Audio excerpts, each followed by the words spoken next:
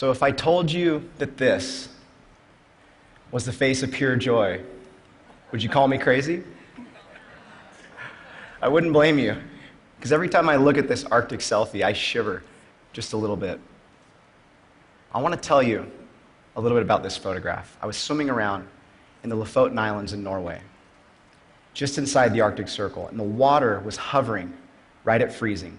The air, a brisk -10 with wind chill, and I could literally feel the blood trying to leave my hands, feet, and face and rush to protect my vital organs. It was the coldest I've ever been.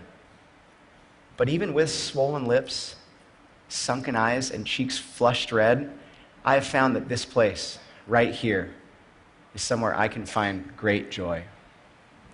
Now, when it comes to pain, psychologist Brock Bastian probably said it best when he wrote, "Pain is a kind of shortcut to mindfulness. It makes us suddenly aware of everything in the environment. It brutally draws us in to a virtual sensory awareness of the world, much like meditation." If shivering is a form of meditation, then I would consider myself a monk. Now, and before we get into the why, would anyone ever want to surf in freezing cold water? I would love to give you a little perspective on what a day in my life can look like.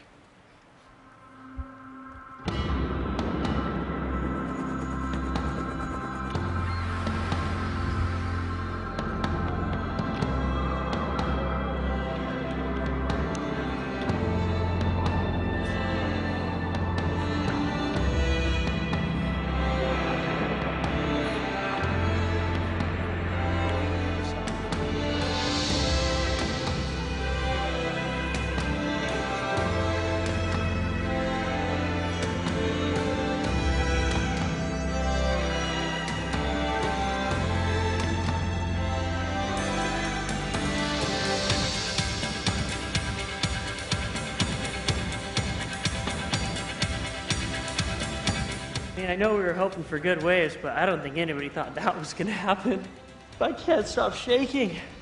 I'm so cold.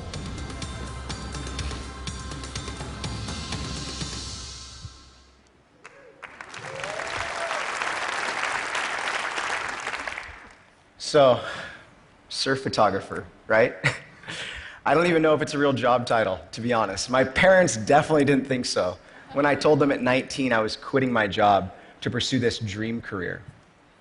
Blue skies, warm tropical beaches, and a tan that lasts all year long. I mean, to me, this was it. Life could not get any better. Sweating it out, shooting surfers in these exotic tourist destinations.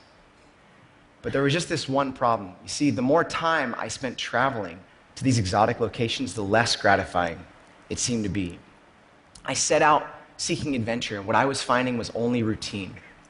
It was things like Wi-Fi, TV, fine dining, and a constant cellular connection that to me were all the trappings of places heavily touristed in and out of the water.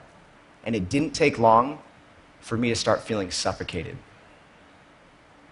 I began craving wild, open spaces.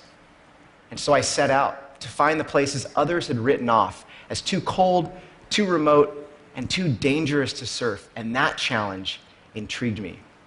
I began this sort of personal crusade against the mundane. Because if there's one thing I've realized, it's that any career, even one as seemingly glamorous as surf photography, has the danger of becoming monotonous. So in my search to break up this monotony, I realized something. There's only about 1/3 of the Earth's oceans that are warm, and it's really just that thin band around the equator. So if I was going to find perfect waves, it was probably going to happen somewhere cold, where the seas are notoriously rough, and that's exactly where I began to look. And it was my first trip to Iceland that I felt like I found exactly what I was looking for. I was blown away by the natural beauty of the landscape, but most importantly, I couldn't believe we were finding perfect waves in such a remote and rugged part of the world. At one point, we got to the beach only to find massive chunks of ice had piled on the shoreline. They created this barrier between us and the surf, and we had to weave through this thing like a maze just to get out into the lineup. And once we got there, we were pushing aside these ice chunks trying to get into waves. It was an incredible experience, one I'll never forget, because amidst those harsh conditions, I felt like I stumbled onto one of the last quiet places, somewhere that I found a clarity and a connection with the world I knew I would never find on a crowded beach. I was hooked. I was hooked. Cold water was constantly on my mind. And from that point on, my career focused on these types of harsh and unforgiving environments. It took me to places like Russia, Norway, Alaska, Iceland, Chile, the Faroe Islands, and a lot of places in between. And one of my favorite things about these places was simply the challenge and the creativity it took just to get there. Hours, days, weeks spent on Google Earth trying to pinpoint any remote stretch of beach or reef we could actually get to. And once we got there, the vehicles were just as creative. Snowmobiles, six-wheel Soviet troop carriers, and a couple of super sketchy helicopter flights. Helicopters really scare me, by the way. There was this one particularly bumpy boat ride up the coast of Vancouver Island to this kind of remote surf spot, where we ended up watching helplessly from the water as bears ravaged our campsite. They walked off with our food and bits of our tent, clearly letting us know that we were at the bottom of the food chain and that this was their spot, not ours. But to me, that trip was a testament to the wildness I traded for those touristy beaches. Now, it wasn't until I traveled to Norway that I really learned to appreciate the cold. So this is the place where some of the largest, most violent storms in the world send huge waves smashing into the coastline. We were in this tiny remote fjord just inside the Arctic Circle. It had a greater population of sheep than people, so help, if we needed it, was nowhere to be found. I was in the water taking pictures of surfers, and it started to snow. And then the temperature began to drop. And I told myself, there's not a chance you're getting out of the water. You've traveled all this way. This is exactly what you've been waiting for. Freezing cold conditions with perfect waves. And although I couldn't even feel my finger to push the trigger, I knew I wasn't getting out. And so I just did whatever I could. I shook it off, whatever. But that was the point that I felt this wind gush through the valley and hit me. And what started as this light snowfall quickly became a full-on blizzard. And I started to lose perception of where I was. I didn't know if I was drifting out to sea or towards shore. And all I could really make out was the faint sound of seagulls and crashing waves. Now, I knew this place had a reputation for sinking ships and grounding planes. And while I was out there floating, I started to get a little bit nervous.